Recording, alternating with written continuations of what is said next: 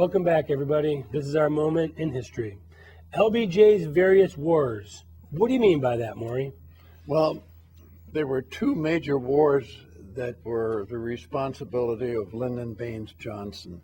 One was the absolutely ludicrous sending of 500,000 American troops to Vietnam, which in order to show that he was an anti-communist. That was the main reason. Even Bobby Kennedy said, we don't need to do this. We got to get out of there. We shouldn't have been there in the first place. I believe when his brother John Kennedy was assassinated, it was one of the most tragic things that ever happened in the United States, because there's been proof now that John Kennedy was even going to be pulling out the advisors that he had sent, maybe a couple thousand or so, because he realized it was a losing proposition. This war was a disaster for this country, not only because we lost 55,000 people and many more thousands injured, but the whole basic spirit of this country imploded at that particular time. The drug trade became a big thing that we didn't have before. The military was excoriated by the people, but they were spat on when they came back. The whole basic value structure of the United States at the time of Vietnam, starting with actually in a big way in 1965 and not ending really till it went on almost 10 years.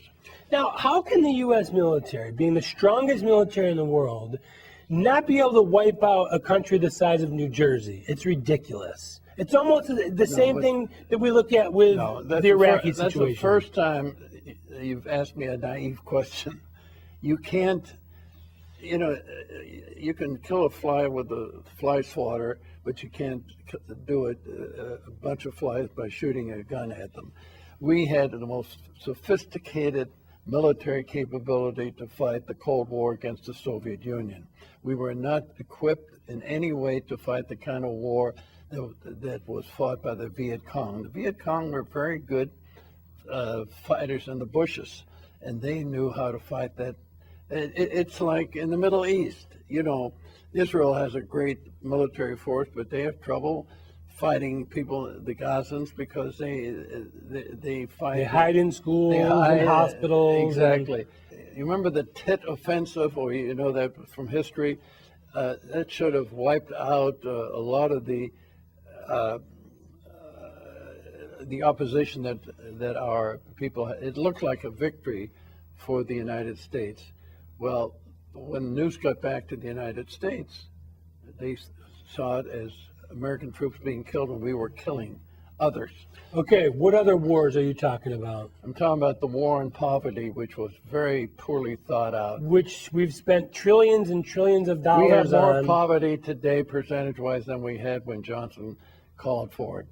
Also, and we spent a ton of money on the war on poverty.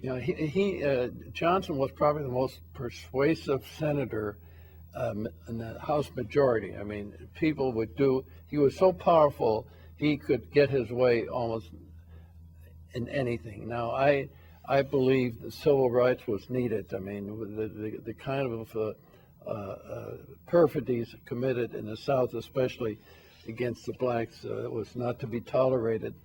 But ironically, what he did, he turned the Southeast from the Democrats to the Republicans. In a way, the Republicans should have they should have a holiday for him, because if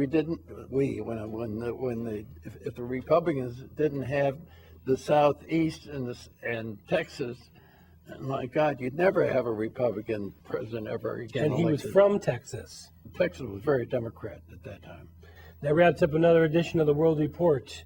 If you want to see the show again or catch a segment that you missed, just go to our website, theworldreport.org. For Morrie Beschloss and all those exceptional folks in the United States Armed Forces and all those people who go to work each and every day to help keep us safe, I'm Scott Crowfoot, and God willing, we'll see each other again.